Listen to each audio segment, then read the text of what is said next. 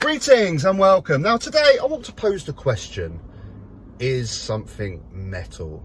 We hear this quite a lot, don't we? We see people savagely arguing with each other in comment sections on Metal Hammer Facebook posts. They're not metal. Yes, they are. No, they're not. Every single time a download announce their latest festival lineup.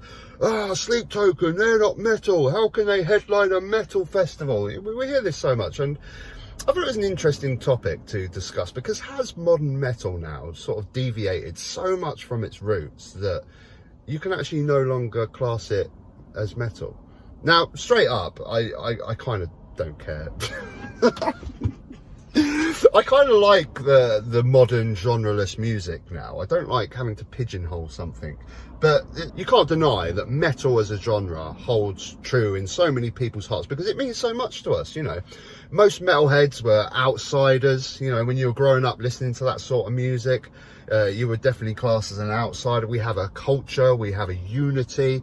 When we go to festivals like Download or Bloodstock, we feel one with people that think the same and love this music, and it's held dear in our hearts. So I guess that's why people feel so strongly when that genre deviates away from its original roots. And you saw the thumbnail, you saw the title. I'm trying to pigeon-point where exactly modern metal might have deviated. So we know that metal's original roots started with Black Sabbath in the 70s. Clearly, that first Sabbath album was clearly the dawn of metal. Then shortly afterwards we got the British wave of heavy metal with Priest and Motorhead and Maiden, and then in the 80s we got thrash in America with Metallica and Slayer and Megadeth, and then sort of the late 80s, 90s you got your death metal, your black metal, and that's when things started changing. I guess a lot of people would probably say that maybe the start of the death of metal came with nu metal in the late 90s. But I think there is still a clear distinction with metal music, with nu metal. When you listen to Korn, when you listen to Slipknot, System of a Down, some people class in that category, you've got heavy riffs, you've got growling vocals, you've got fast tempo music. It's clearly metal. Now, I also understand that a lot of bands in that genre definitely started to deviate away from metal. Think of Edema. Do you remember them? Crazy Town. Do you remember them? I mean, this is where the sort of deviation from the roots of metal sort of started.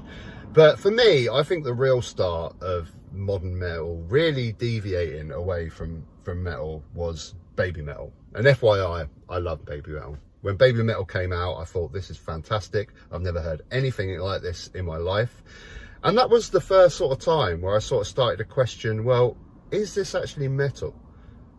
Have we deviated so far? Have different genres of metal deviated so far from those original Black Sabbath 70s roots that we're starting to have a whole new genre now? Now with baby metal, I think, you know, obviously they had so much pop to their music, so many different genres, with rap and hip-hop, all sorts. I mean, they're crazy Japanese. You know, they're always going to add loads of different genres to their music. But I think they keep enough to the core of metal to be classed as a metal band. I mean, metal is in their name, isn't it? The majority of their music is heavy riffs, growling vocals. It's metal. But that was the first time where I started questioning it. And then when you start going into the 2010s, you start getting bands like Bring Me the Horizon. Electric Callboy is another one to really start deviating from that core metal sound, where you're starting to get more of their music being more poppy, more techno in the case of Electric Callboy.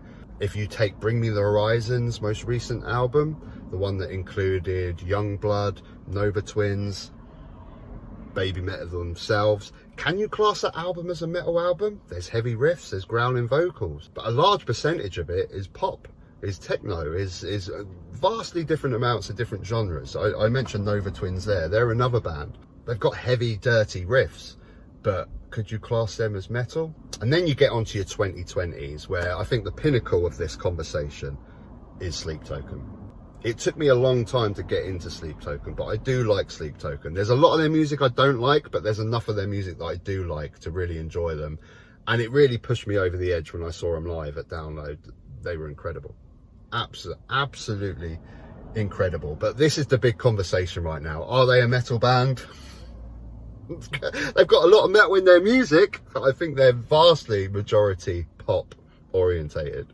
And this is what's interesting. I just think the genre, that some of these bands have just deviated so far away from the roots now, where we just have a genreless music, which I love. I absolutely love genreless music. Who cares? The common question, the common answer to people that say, oh, sleeptoken metal, well, no, they're just sleeptoken. Now, the question I'm posing, has metal died? No, definitely not. You've still got a lot of modern metal bands that are definitely metal. Orbit Culture, Cattle Decapitation, these are modern metal bands that are obviously metal and still have that core metal influence. But we're now just seeing a lot of bands that are just really floating away from the genre and just picking aspects of metal and putting it into their music, like Sleeptoken, like Nova Twins, like Bring Me the Horizon, like Electric Callboy. And I, for one, love it and think it's fantastic. The one thing that I'll always say about music is, if you don't like it, don't listen to it. And if you do like it, listen to it. Anyway, folks, I hope you enjoyed that video. Till next time, take care.